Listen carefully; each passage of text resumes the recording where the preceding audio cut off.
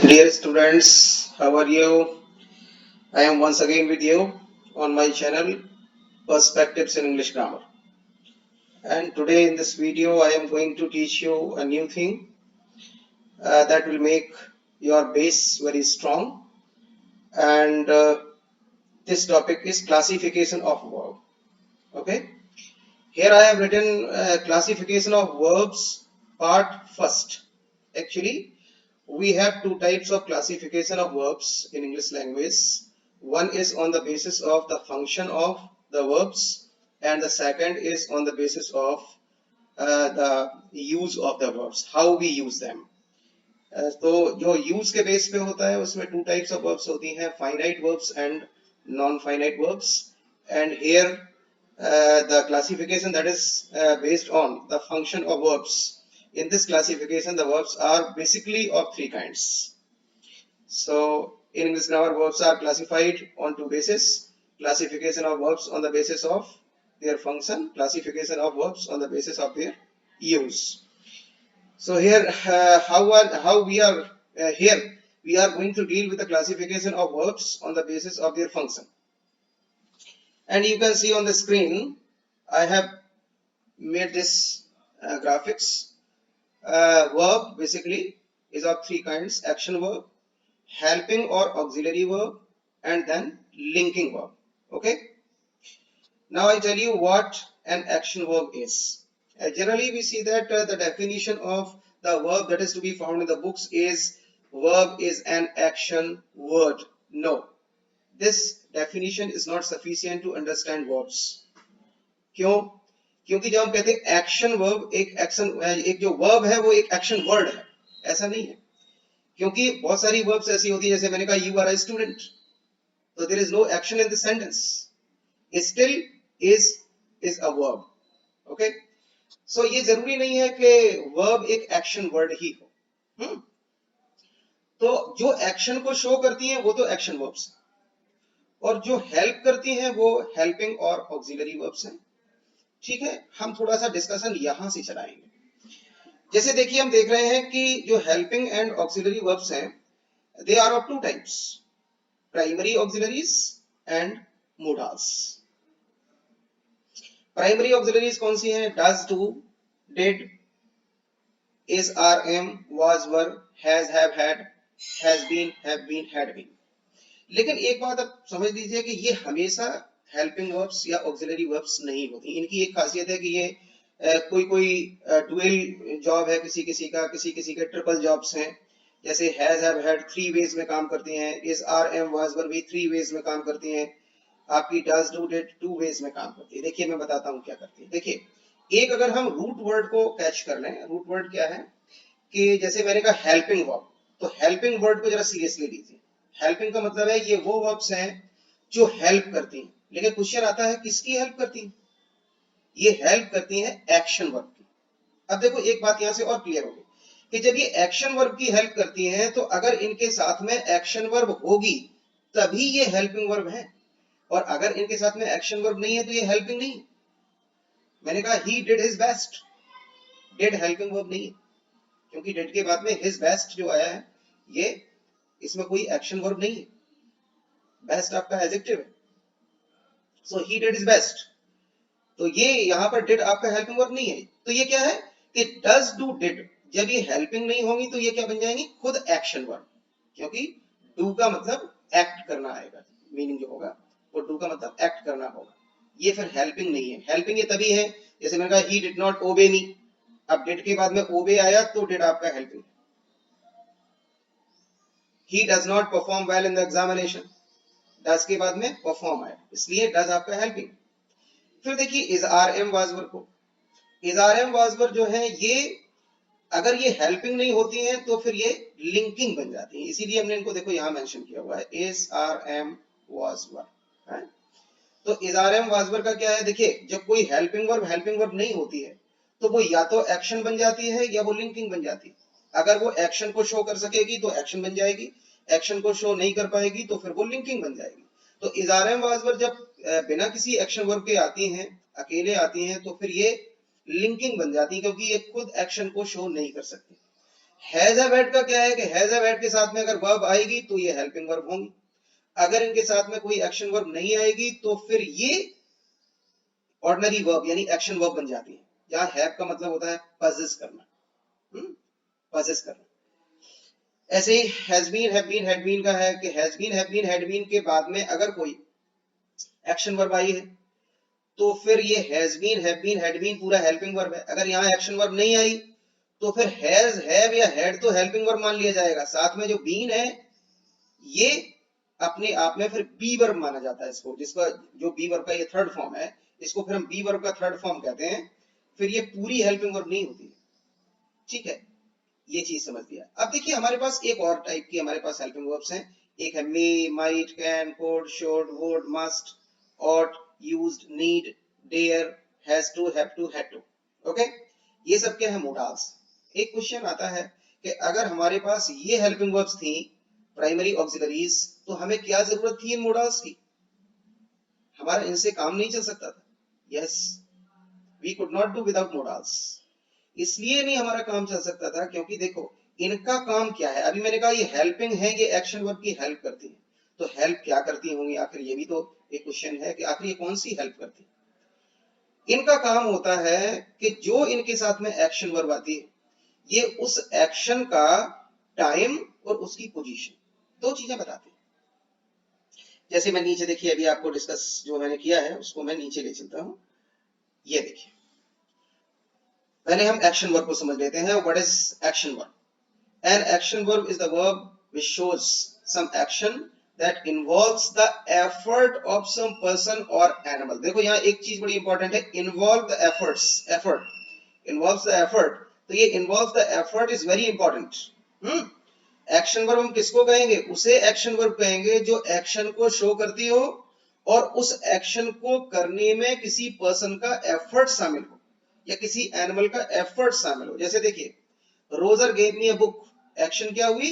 Gave, और इसको किया किसने? रोजर ने, तो रोजर का एफर्ट इसमें शामिल है, इसीलिए ये एक एक्शन वर्ब है। They asked me a question, तो एक्शन क्या हुई? आस्क करने की, और इसको किया किसने? दे ने, तो दे का एफर्ट इसमें शामिल है, इसलिए ये क्या है? एक्शन वर्ब है। इसी तरीके से नीचे देखिए शी ब्रॉट अस फूड, तो शी ब्रॉट अस फूड में ब्रॉट एक एक्शन है जिसको किया किसने? शी ने, तो शी का एफर्ट शामिल है, इसलिए ये भी एक्शन वर्ब है। The stranger offered me coffee, तो एक्शन हुई ऑफर करने की किसने? स्ट्रेंजर ने, तो स्ट्रेंजर का एफर्ट इसमें इन्वॉल्व है, इसलिए ये भी एक एक्शन वर्ब है। अब जरा नीचे आइए, magistrate find them 50 rupees, so action हुई फाइंड करने की, किया किसने? मैजिस्ट्रेट ने, तो मैजिस्ट्रेट का एफर्ट इसमें इन्वॉल्व है। अब आइए व्हाट इज एन ऑक्सिलरी और हेल्पिंग वर्ब? एन ऑक्सिलरी और helping verb is the verb which provides some help to the action verb. Primary auxiliaries point out the time and position of an action. Primary auxiliaries का काम क्या है कि वो time और position को describe करती है। जैसे मैंने कहा he is running on the road, तो इज प्राइमरी ऑक्सिलरी है और ये हेल्प क्या कर रही है? रनिंग की, ये बता रही है कि रन करने की एक्शन का टाइम क्या है? प्रेजेंट, पोजीशन क्या है? Now the action is going on, so action है कंटिन्यू यानी present continuous tense. So point out the time and position of an action denoted by the action verb. This is the help which they provide to the action verbs. अब देखिए modals का क्या है? The modals point out time of an action verb and add some special sense to them. ये देखिए special sense, modal का काम है दो, एक तो वो बताती है कि एक्शन का टाइम क्या है, प्रेजेंट है या पास्ट है या फ्यूचर है, और एक उसके साथ में उस एक्शन के साथ में सेंस को भी जोड़ते हैं। जैसे मैंने कहा ही में कम, तो ही में कम का मतलब है कि ये जो एक्शन है वो फ्यूचर में होने वाली है, टाइम बताया, और मैंने एक सेंस भी ऐड किया पॉसिबिलिटी का कि इस एक्शन की पॉसिबिलिटी है, ही में कम, तो ये एक तो सेंस ऐड करती है, स्पेशल सेंस, और ये टाइम भी बताती है। जैसे देखिए मैं एग्जांपल आपको देता हूं, एग्जांपल से आप समझिए। For example he was not spying on me, so was ने spying की हेल्प की क्या? कि ये एक्शन पास्ट की है और पास्ट में ये कंटिन्यू थी, है ना, ये कंटिन्यू नहीं थी, ये कंटिन्यू थी, ये कंटिन्यूएशन की बात करेगा, सो ये प्राइमरी ऑक्सिलरी होगी। you were not obeying your elders, सो वर आपका प्राइमरी ऑक्सिलरी है क्योंकि ये ओबेइंग की हेल्प कर रहा है, इसके साथ में एक्शन वर्ब आई हुई है और ये बता रहा है कि ये ओबे करने की एक्शन पास्ट की है और पास्ट में ये एक्शन कंटिन्यूएशन में, ये इसकी position. She is conducting a meeting today, so conducting is the action and is primary auxiliary. So इसके साथ में जो एक्शन वर्ब आई है कंडक्टिंग, ये इस बात की हेल्प कर रही है कि ये जो कंडक्टिंग है इसका रिलेशन प्रेजेंट से और प्रेजेंट में ये एक्शन कंटिन्यूएशन में। The police have called him in question, so action है कॉल करने की और पुलिस का एफर्ट शामिल है इसमें और हैव आपकी ऑक्सिलरी है प्राइमरी और ये क्या बता रही है कि ये एक्शन प्रेजेंट की है और ये एक्शन कंप्लीट है? तो ये प्रेजेंट का परफेक्ट टेंस बनाएगी, इसीलिए ये primary auxiliary. Janvi had been working hard on this project for 2 years. So had been is primary auxiliary because it has been followed by the action verb.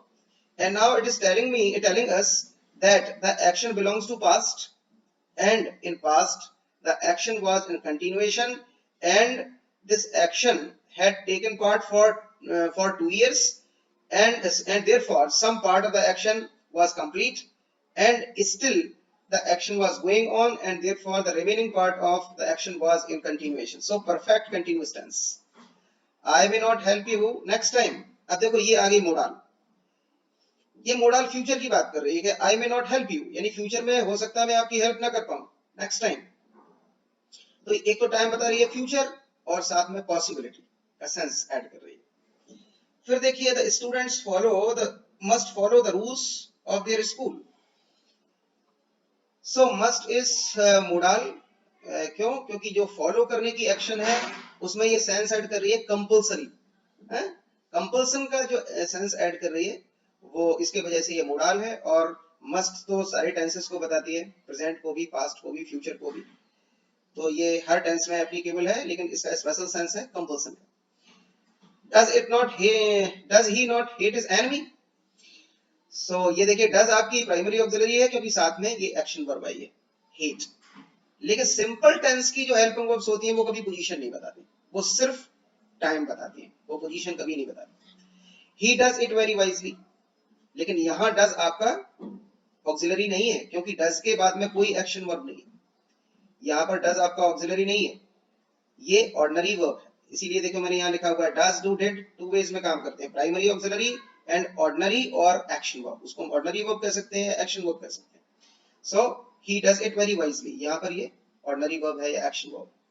He did not surrender himself to difficulties, did आपका auxiliary है, primary auxiliary, क्यों? क्योंकि साथ में surrender आया हुआ है। यहां देखिए did Rustam not defeat Sohrab, तो डिफीट आया इसलिए डिड भी आपका primary auxiliary. He has given me open challenge, given आया इसलिए हैज आपका प्राइमरी ऑक्सिलरी है। They have a fine house to live in, लेकिन यहाँ जो have है ये प्राइमरी ऑक्सिलरी नहीं है क्योंकि इसके साथ में आया a fine house, तो a fine house आया इसलिए ये एक ऑर्डिनरी वर्ब हो गया जिसका मतलब है possess, they possess a fine house to live in। इसी तरीके से देखिए I have to get up early in the morning। अब देखो एक और बात बता दें आपको, जैसे आपके is are am was were और has have had, इनके बाद में अगर टू लगा के फर्स्ट फॉर्म आता है तो फिर ये मोडाल बन जाते हैं।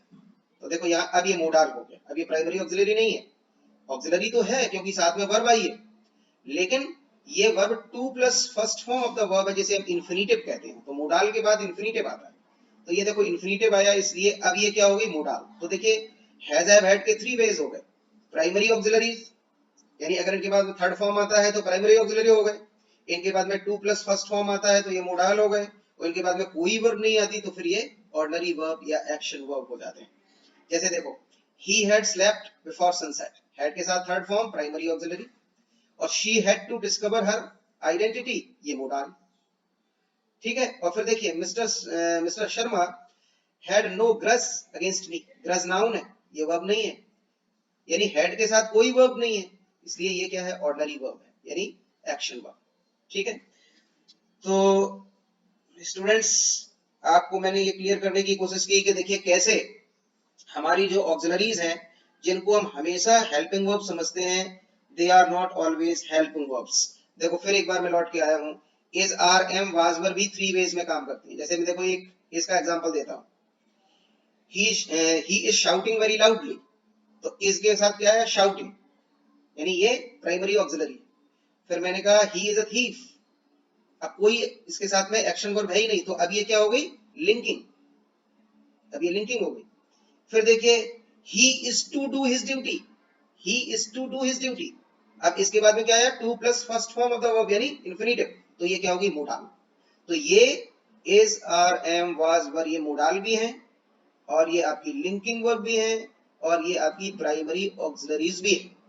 तो ये 3 वेज में काम करती है और 3 वेज में ये भी काम करती है, हैज, हैव, हैड, और 2 वेज में आपकी ये काम करती है, डज, डू, डिड, ये 2 वेज में काम करती है। सो इस तरीके से हमको समझना चाहिए कि ओके, नाउ लिंकिंग वर्ब को थोड़ा और समझते हैं। तो what is a linking verb? A linking verb is the verb which makes a link between subject and complement। देखिए ये एक्शन तो कोई शो करती नहीं है, तो होता क्या है कि लिंकिंग वर्ब के पहले जो वर्ड्स होते हैं वो सब्जेक्ट होते हैं, वो पूरा पार्ट सब्जेक्ट होता है, और लिंकिंग वर्ब के बाद में जो फर्स्ट फ्रेज या फर्स्ट वर्ड, अगर वो फ्रेज है तो फ्रेज, अगर वो वर्ड है, सिंगल वर्ड है तो सिंगल वर्ड, लिंकिंग वर्ब के बाद में आने वाला फर्स्ट फ्रेज या फर्स्ट वर्ड हमेशा कंप्लीमेंट होता है। इसको कॉम्प्लीमेंट नहीं कहना है, कॉम्प्लीमेंट मीन्स विशेस, लेकिन complement, complement means that completes the sense. Okay, so जो लिंकिंग वर्ब है उनके बाद हमेशा कंप्लीमेंट ही आता है और उनका कोई ऑब्जेक्ट नहीं होता, वो सब की सब इंट्रांजिटिव वर्ब होती हैं, जितनी भी लिंकिंग वर्ब्स हैं they all are intransitive verbs. Okay, it neither shows any action nor helps any action verb. देखो मैंने क्या बताया, लिंकिंग वर्ब क्या है, ना तो खुद किसी एक्शन को शो करती हैं और ना ही किसी एक्शन वर्ब की हेल्प करती है, क्योंकि ना वो हेल्पिंग है और ना वो एक्शन है। In some cases a linking verb may show some action but it does not involve any effort of anybody। हाँ, कुछ केसेस में लिंकिंग वर्ब एक्शन को शो कर सकती है लेकिन उस एक्शन में किसी का एफर्ट नहीं होता।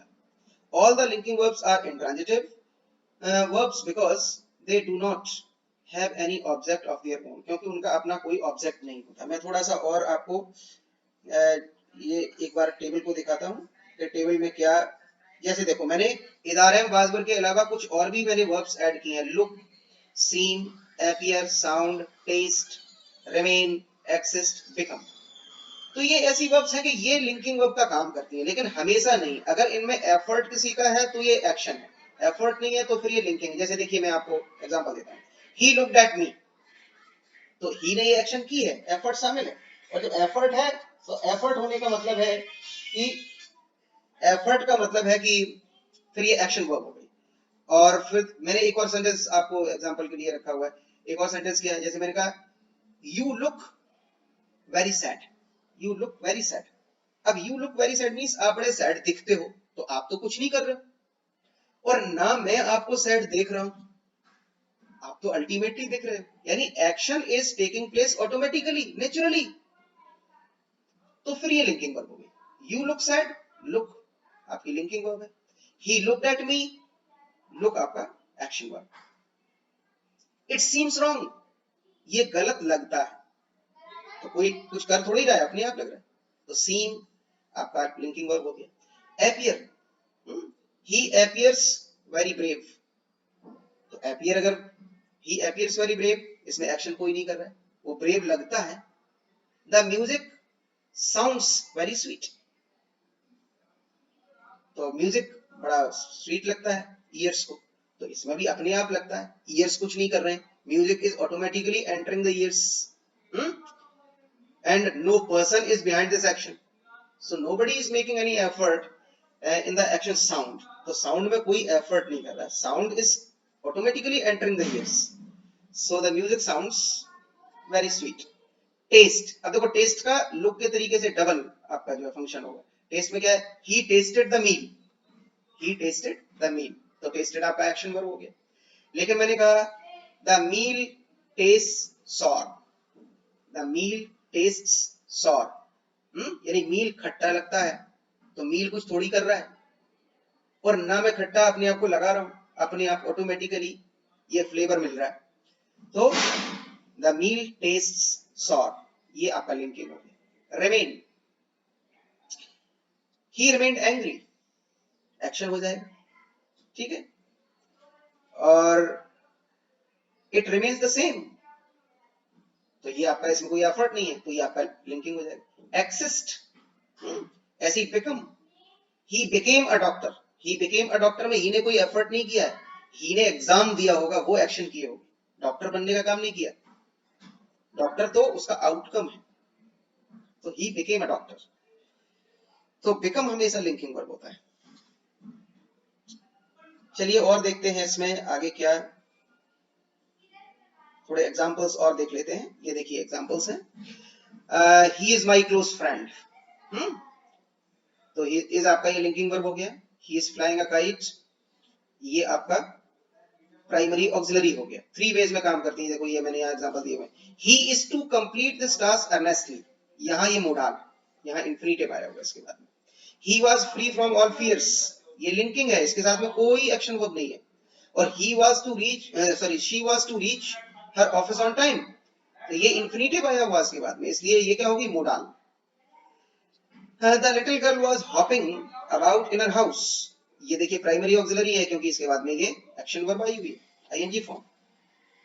फिर देखिए she looks at me angrily, ये आपकी एक्शन है, और she looks very angry, ये आपकी linking. it seems wrong to me, linking, कोई एफर्ट नहीं है इसमें किसी का। This cloth appears very soft, ये भी इसमें किसी का एफर्ट नहीं, तो ये भी आपकी linking. You proved me wrong, आपने मुझे रॉन्ग प्रूव किया, यानी आपने एक्शन किया, आपका एफर्ट है, ये एक्शन।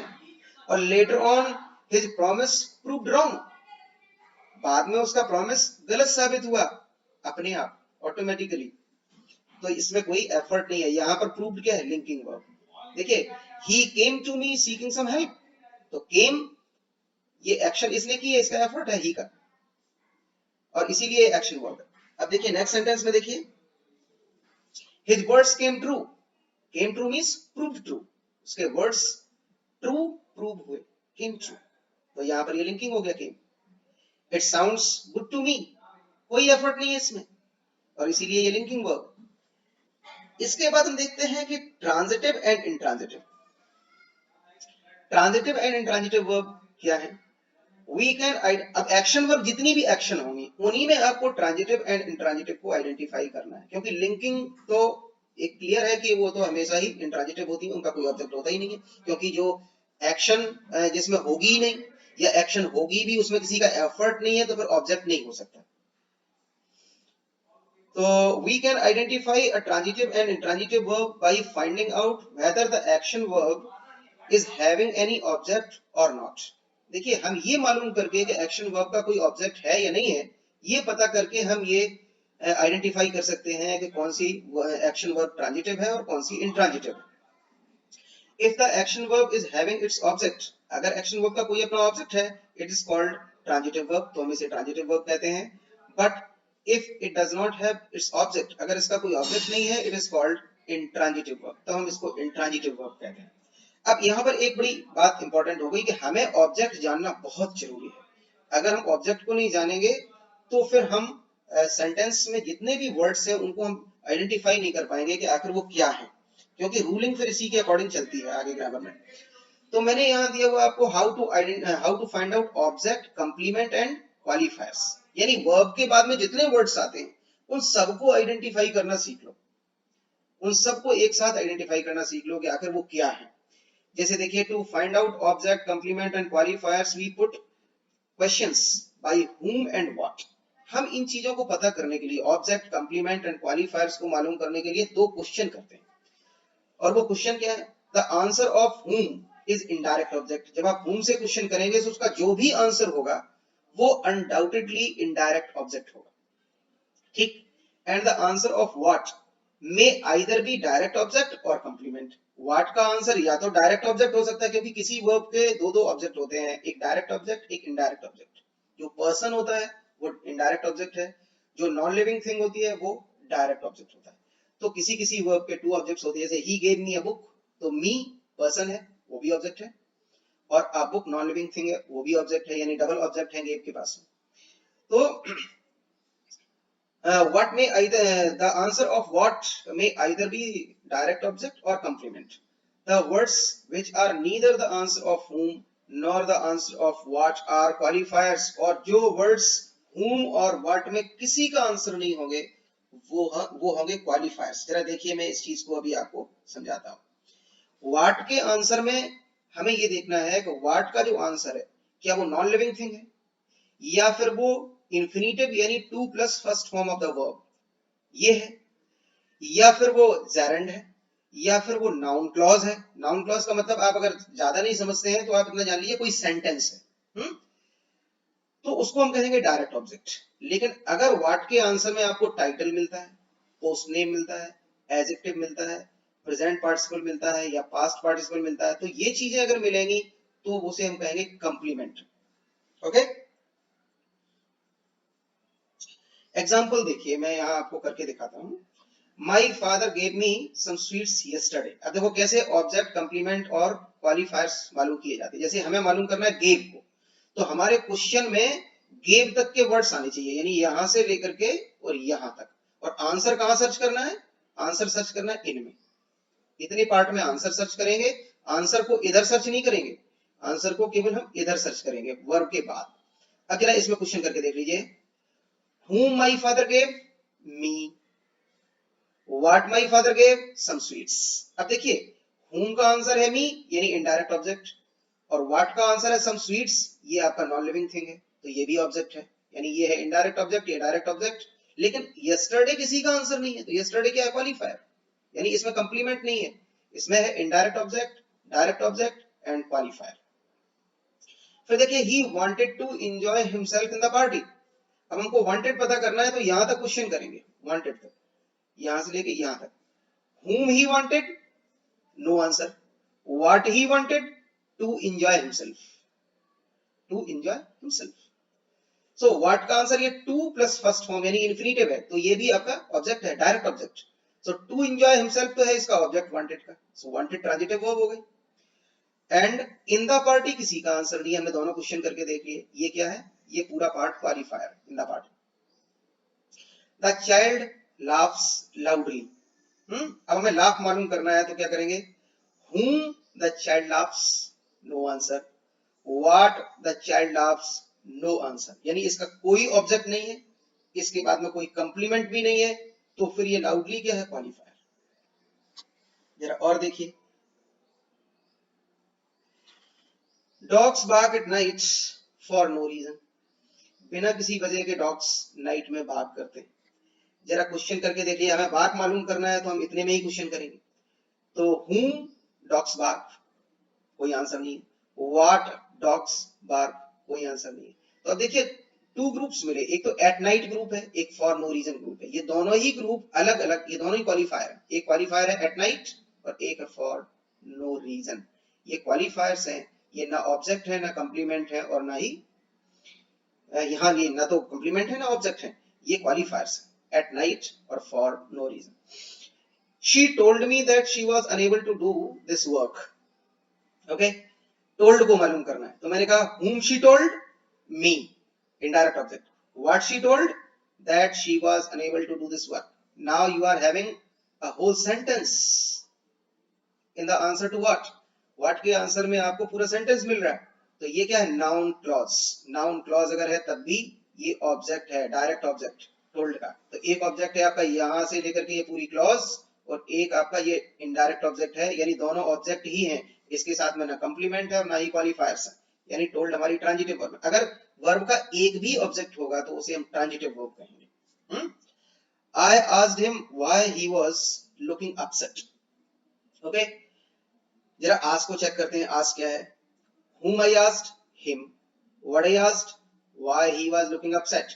फिर देखिए ये पूरी नाउन क्लॉज है, ये पूरी नाउन क्लॉज है, ये व्हाट का आंसर है, ये भी आपका डायरेक्ट ऑब्जेक्ट है, और आस्क का एक ऑब्जेक्ट है आपका हिम, ये हुम का आंसर। सो ये इनडायरेक्ट ऑब्जेक्ट है, इसमें भी कोई कंप्लीमेंट या क्वालिफायर्स नहीं। सो आस्क आपकी ट्रांजिटिव वर्ब होगी। पीपल इलेक्टेड हिम एमएलए, यहां जरा ठीक से देखिएगा, ध्यान दीजिएगा। whom people elected, him answer है, यानी ये इनडायरेक्ट ऑब्जेक्ट है। फिर मैंने कहा व्हाट पीपल इलेक्टेड एमएलए। अब एमएलए ना तो नॉन लिविंग थिंग है, एमएलए ना ही इंफिनिटिव है, यानी टू प्लस वर्ब का फर्स्ट फॉर्म भी नहीं है, जेरेंड भी नहीं है, gerund means ING form of the verb, ना ही ये जेरेंड है और ना ही ये नाउन क्लॉज है। फिर ये क्या है, या तो ये टाइटल है या पोस्ट नेम, जो भी मान लीजिए आप। तो फिर ये क्या हो गया, कंप्लीमेंट। अब आपके पास एक ऑब्जेक्ट है, एक कंप्लीमेंट है। अगर एक भी ऑब्जेक्ट है तो वर्ब कैसी है, ट्रांजिटिव। ये कंप्लीमेंट है एमएलए और ये आपका हिम ऑब्जेक्ट है indirect. They called me liar, called को चेक करना है, whom they called me, indirect object. what they called liar, तो लायर क्या है, हमने उसको लायर का टाइटल दिया, जब उसको लायर कहा तो लायर का टाइटल दे दिया, ये टाइटल है, ये भी आपका कंप्लीमेंट, ये कंप्लीमेंट, ये इनडायरेक्ट ऑब्जेक्ट। सो इस तरीके से वर्ब ये भी ट्रांजिटिव है क्योंकि कम से कम एक ऑब्जेक्ट इसके पास है। फिर देखिए the king appointed the wise minister the guardian of his son. अब देखिए हमें अपॉइंटेड को चेक करना है, whom the king appointed, the wise minister, तो whom का आंसर ये आपका इनडायरेक्ट ऑब्जेक्ट हो गया। what the king appointed, the guardian of his son, तो ये guardian of his son क्या है, पोस्ट जो उसने वाइज मिनिस्टर को दी, ठीक। तो ये पोस्ट नेम है, ये फिर आपका कंप्लीमेंट है, the guardian of his son, ये कंप्लीमेंट है, ऑब्जेक्ट कौन है, द वाइज मिनिस्टर, वर्ब कैसी है, ट्रांजिटिव। द जज has declared him guilty in the case, in this case. अब मैंने कहा डिक्लेयर्ड को चेक करते हैं, तो whom the judge has declared him, what has the judge declared guilty।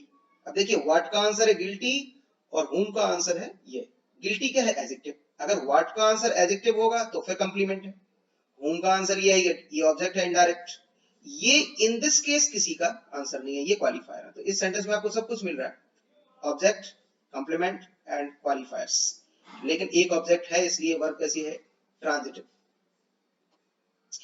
It sounds true, अब यहां कोई एक्शन ही नहीं है, अब एक्शन नहीं है तो क्वेश्चन करने की कोई जरूरत नहीं है, वैसे मैंने यहां करके देख लिया।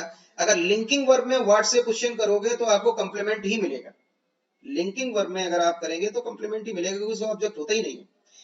तो वैसे मैंने क्वेश्चन कर दिया यहाँ पे, लेकिन क्वेश्चन करने की भी जरूरत नहीं है। अगर आप जान लो एक्शन में किसी का एफर्ट नहीं है या एक्शन शो ही नहीं हो रही है तो फिर वो लिंकिंग है, और लिंकिंग वर्ब के बाद आने वाला हर वर्ड कंप्लीमेंट होता है। ट्रू क्या है, कंप्लीमेंट। ये क्या है, लिंकिंग वर्ब, ऑब्जेक्ट नहीं है तो ये क्या है, इंट्रांजिटिव।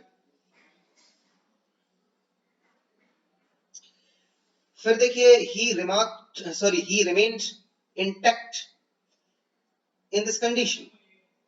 अब देखिए रिमेन भी आपकी एक इंट्रांजिटिव वर्ब है क्योंकि इसका whom he remained कुछ नहीं है, ठीक है ना, और what he remained intact। अब इंटैक्ट क्या है, एडजेक्टिव, what का आंसर एडजेक्टिव है तो कंप्लीमेंट है, तो इसका कंप्लीमेंट है, ऑब्जेक्ट कोई भी नहीं है।